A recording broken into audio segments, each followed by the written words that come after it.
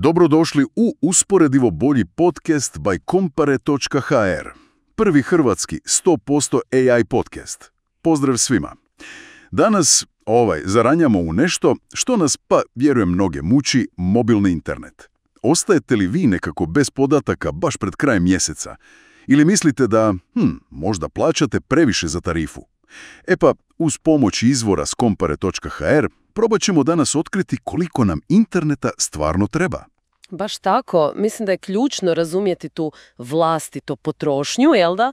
I onda na temelju toga naći najbolju opciju. Bez nepotrebnog troška, ali i bez onog, frustrirajućeg čekanja kad internet uspori baš kad ne treba. Idemo redom onda. Kako uopće najlakše saznati koliko trošimo? Čujem da je prosjek u Hrvatskoj nekih 17 gigabajta mjesečno, ali to je prosjek, kako ja znam za sebe.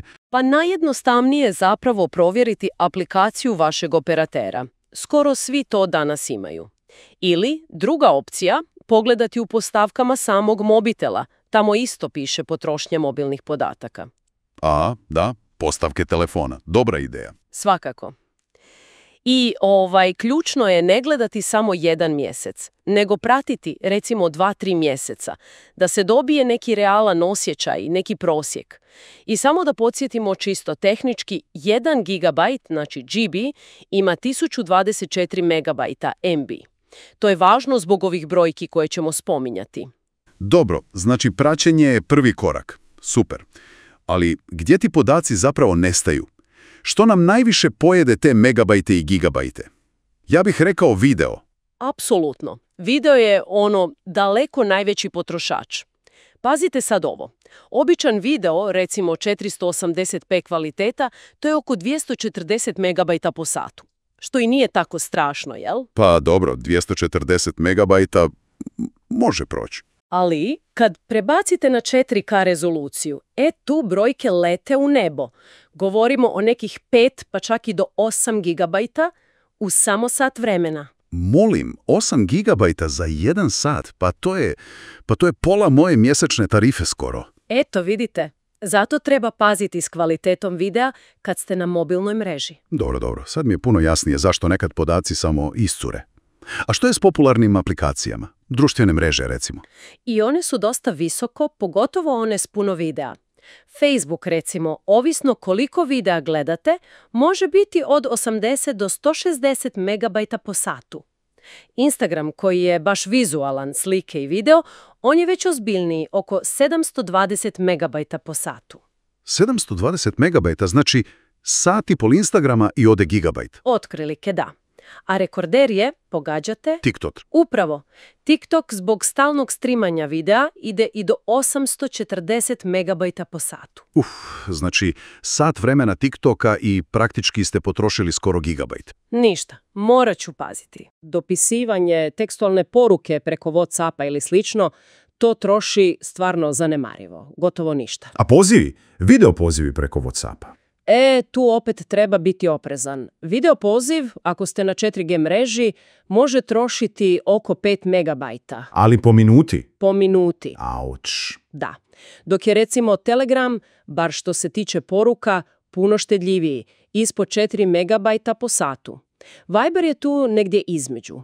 A tek streaming servisi, Netflix, HBO, oni isto lako prebace gigabajt po satu za HD kvalitetu. Disney Plus čak i do 4,2 gigabajta. Znači film na Netflixu preko mobilnih podataka možda ipak ne. Pa pametnije je preko Wi-Fi-a ako se može. Isto vrijedi i za glazbu. Spotify recimo troši od 43 do nekih 144 megabajta po satu, ovisno o kvaliteti. A YouTube? YouTube, budući da ima i video, on troši puno više. Od 100 megabajta pa sve do onih 8 gigabajta za 4K, kao što smo rekli. Srećom, može se smanjiti kvaliteta. I naravno, ne smijemo zaboraviti ažuriranje aplikacija, pa navigacija, surfanje stranicama s puno slika, sve to pomalo troši. Zato onih 17 gigabajta prosjeka u Hrvatskoj zapravo i nije tako čudno. Upravo tako. I sad, kad znamo otprilike tko su glavni krivci i pratimo svoju potrošnju, možemo lakše odebrati tarifu. Ako ste recimo često na Wi-Fi-u, možda vam je dosta i neka tarifa do 50 gigabajta. ali veći paketi daju mirniji san. Postoje stvarno razne opcije, od onih manjih s 5 GB za manje od 7 eura pa do skroz neograničenih. I tu sad dolazimo do onog dijela gdje treba sve to usporediti. Hrpa operatera, hrpa tarifa, to zna biti posao. Tu uskače Compare.hr, kao zapravo vodeća platforma kod nas za uspoređivanje usluga. Tamo možete baš jednostavno na jednom mjestu i besplatno, naravno, usporediti sve telekom pakete. Zgodno? Jako.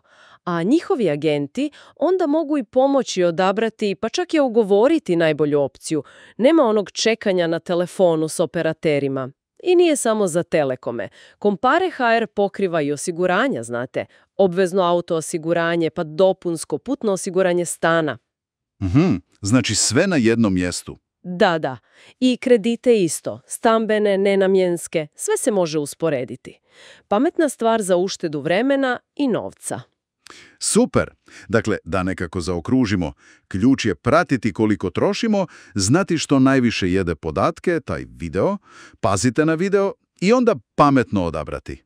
Tako je. I možda samo mali savjet, razmislite i o budućnosti. Možda će vam uskoro trebati više podataka zbog posla ili novih navika.